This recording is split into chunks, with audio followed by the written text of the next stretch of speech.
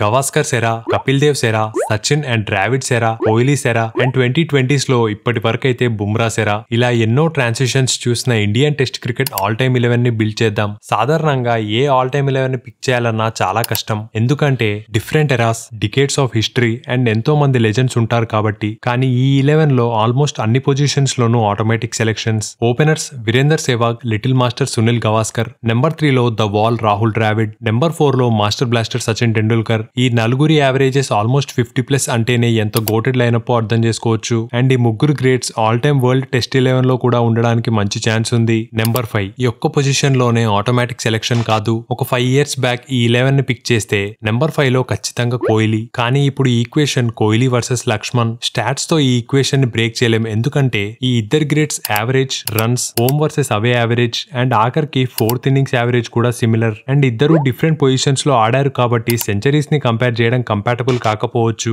ఇక లాస్ట్ కి Indian test cricket పై ఈ ఇద్దరి గ్రేట్స్ ఇంపాక్ట్ ని కన్సిడర్ చేసి నెంబర్ 5 లో కోహ్లీ అండ్ తనే కెప్టెన్, నెంబర్ 6 లో Rishabh Pant wicket keeper, number 7 లో India's greatest all rounder Kapil Dev. ఇక bowling unit Ashwin, Kumble, Zaheer Khan, Bumrah. Pant and Bumrah ఈ 11 లో ఉండడానికి టూ ఎర్లీ అని మీరు అనొచ్చు, కానీ 47 matches is a decent sample size. And ఇప్పటి వరకు వాళ్ళ పర్ఫార్మెన్సెస్, ముఖ్యంగా సేనాలో కన్సిడర్ చేస్తే ఇద్దరు ఖచ్చితంగా deserving. Last 25 years Indian test team ని చూస్తే నెంబర్ 7 లో ఉన్న ప్లేయర్ ఎంత వాల్యుబుల్ అర్థమవుతుంది.